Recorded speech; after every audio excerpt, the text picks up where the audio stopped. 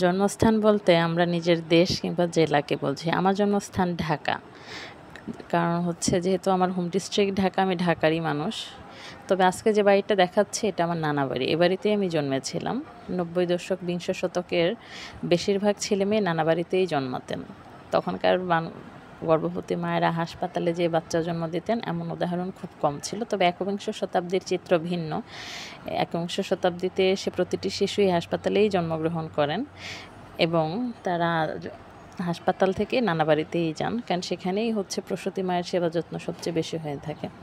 তবে কি আমার কাছে আমার পরিবার খুব স্পেশাল একটা জিনিস। আর পরিবার শুধু বাবা মা ভাই বোন এটা না, আমি সবসময় পরিবার বলতে বুঝি দাদা দাদি চাচা ফুপু নানা নানি খালা মামা, এরা সবাই পরিবার। এদেরকে আমি কখনো আত্মীয় ভাবি না, কারণ এরা আসলে আত্মীয় না, আত্মীয় তো হবে অন্য মানুষ। এরা হচ্ছে পরিবার। বাবার আপনজন মায়ের আপনজন মিলেই পরিবার। আমার নানা বাড়িতে অনেক অনেক গাছপালা আছে, অনেক। এই বাড়িটা মাস্টার বাড়ি নামে পরিচিত। আমার নানা বাড়ি এলাকাতে সবাই বাড়িটাকে মাস্টার বাড়ি হিসেবেই চিনে। আমার নানা ছিলেন প্রাইমারি স্কুলে হেডমাস্টার এবং তিনি অত্র এলাকায় খুব স্বনামধন্য একজন মাস্টার ছিলেন এবং অনেক গুণী মানুষ ছিলেন। মারা গেছেন বহু আগে, আমার মায়ের বিয়ের আগে আমার নানা মারা গেছেন, কিন্তু তার এখনও সুনামটা রয়ে গেছে। আর আমার মামাও হাই স্কুলের টিচার, তো সেই সুবাদে এটা মাস্টার বাড়ি। আমি নিজেও টিচার, আমি নিজেও টিচিং প্রফেশনে এসেছি, আমি কলেজের লেকচারার। তবে সব মিলিয়ে মানে নানিও মারা গেছেন আমাকে কোলে রেখে, নানা নানি কেউ নেই, একটা মাত্র মামা ছিলেন, সেও মারা গেছে।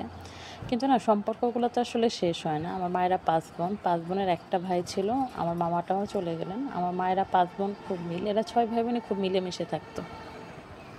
এরা এখনও খুব মিলমিশ করে থাকার চেষ্টা করে। সেই সুবাদে দেখা গেছে যেহেতু আমাদের মায়েদের সবসময় ভাই বোনদের সাথে মিল, স্বভাবতই আমাদেরও আমার নানা বাড়ির সাথে খুব মিল রয়েছে, এটাই স্বাভাবিক। আর আমার নানা বাড়িটা এত বড়, 4.5 বিঘার উপরে বাড়ি। এটার কারণ হচ্ছে আমার নানা ছিলেন তার বাবা মায়ের একমাত্র সন্তান, তার তো সম্পদ ভাগাভাগি হয়নি। আমার মামাও ছিলেন একমাত্র ছেলে, তো সেই সুবাদে তো এদের সব মানে বাড়ি কখনো বন্টন হয়নি, এজন্য এত বড় বাড়ি। আমার নানা বাড়িতে এমন কোনো ফলের গাছ নেই যেটা না আছে। আমার নানা তার বাড়িতে সকল ধরনের ফলের গাছ ফুলের গাছ সবই লাগিয়ে গেছেন। খুব শৌখিন মানুষ ছিলেন, এটা বোঝাই যায়।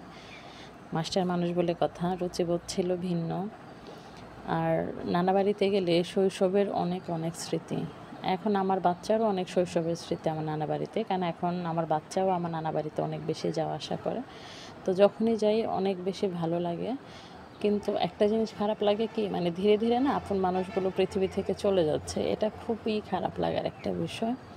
তো আসলে পৃথিবীতে প্রতিটি মানুষ তার পরিবারের সঙ্গে সুসম্পর্ক বজায় রাখা উচিত।